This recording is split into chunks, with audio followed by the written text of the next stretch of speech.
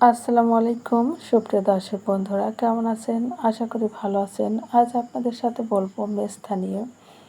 মেস্তা মহিলাদের একটি কমন বিষয়, কারণ এটি মহিলাদের খুবই একটা দৃষ্টিকটু হয়ে যায়। কারণ মহিলারা একটু ছিমছাম বা পরিপাটি, একটু সেজে গুজে থাকতে চায়। আর মহিলাদের যদি এই মেস্তা হয় তাহলে কিন্তু খুবই খারাপ লাগে। তখন ছোটাছুটি করে যে কোথায় যাব, কী মাখবো, মেস্তা কীভাবে সারবো। তো আজ সে বিষয় নিয়ে আলোচনা করব। তো প্রথমে বলি যে মেস্তা কাদের হয় এবং কেন হয়।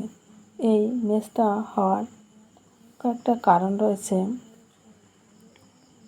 সেটি হচ্ছে যারা দীর্ঘদিন মেয়াদি পিল খায় তাদের কিন্তু হওয়ার সম্ভাবনা রয়েছে।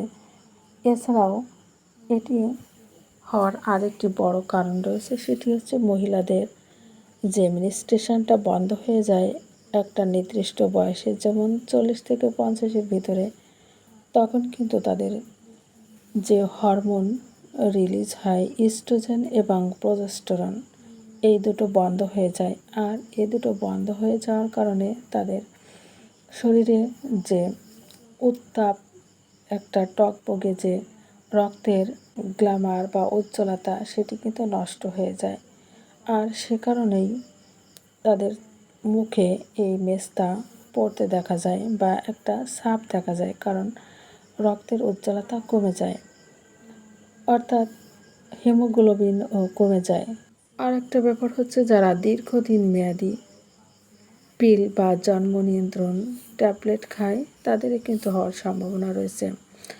আর যে সকল মেয়েদের যৌবনকালে যে যৌবন ফোড়া বলে যাকে, যাদের বোরন হয়েছিল তাদেরই কিন্তু বেশি মেস্তা পড়তে দেখা যায়। কারণ আমি দেখেছি যে যতগুলো মহিলা এই মেস্তার জন্য আসে, একটা সময় ছিল যখন তাদের মুখটা ব্রণে ঢাকা ছিল। তো যখন এই মেস্তাগুলো হয় তখন কিন্তু মেয়েরা খুবই উদ্বিগ্ন হয়ে যায়, কারণ মেয়েরা স্বাস্থ্য পছন্দ করে, যে কারণে তারা সিমচাম বা পরিপাটি থাকতে ভালোবাসে। আর যদি এরকম মেস্তা হয় তাহলে দৃষ্টিকটু হয় তাদের চেহারাটা। সে কারণে তারা ডাক্তারের কাছে ছুটে আসে এবং বলে যে আমাদের কিছু মাখার জন্য কিছু দিতে, কিন্তু মাখলে আসলে এটি সারতে চায় না, কারণ এটা এক ধরনের স্কিন ডিজিজ। আর স্কিন ডিজিজটা এটা বাহির থেকে হয় না, এটা ভিতর থেকে বাহিরে প্রকাশ পায়। সে কারণে মেডিসিন সেবন করা অনেক উপকারী আর সেটাই কার্যকারী। কারণ যদি আপনি উপরে মাখেন তাহলে কোনো কাজ হবে না, যে কারণে রোগীরা বলে যে আমরা যখন মাখি তখন ভালো থাকি, আর যখন কোনো ক্রিম মাখি না তখন কিন্তু ত্বক ভালো থাকে না।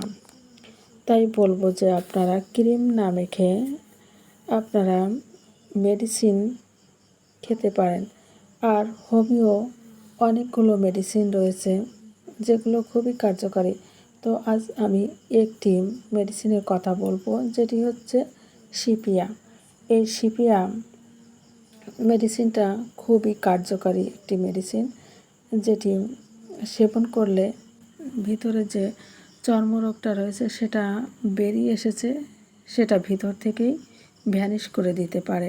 আর এটি খাওয়ার নিয়ম হচ্ছে 1 ফোঁটা করে জিহ্বার উপরে দিতে পারেন পরপর 3 দিন, আবার 1 সপ্তাহ গ্যাপ দিয়ে আবার পরপর 3 দিন খেতে পারেন। এভাবে প্রথমে 30 ফোঁটা খেয়ে পরবর্তীতে 200 বা 1 ml খেতে পারেন। আর অয়েলমেন্টের জন্য একটি মেডিসিনের কথা বলবো, যেটি হচ্ছে বারবেরিস ভলগারিস। এটি যদি আপনি মুখে মাখতে চান তাহলে মাখতে পারেন। এর সঙ্গে গোলাপ জল মিশিয়ে নিয়ে আপনি এটি দিয়ে মুখ ধুইতে পারেন। এছাড়াও আমি যে সিপিয়ার কথা বললাম, এই সিপিয়া মাদার টিংচার যদি শীতকাল হয় তাহলে ভ্যাসলিন বা কোনো ক্রিমের সঙ্গে মিক্সড করে এটি মাখতে পারেন। তো আজ এই পর্যন্ত। আপনারা ভালো থাকুন, সুস্থ থাকুন, শুভকামনা রইল।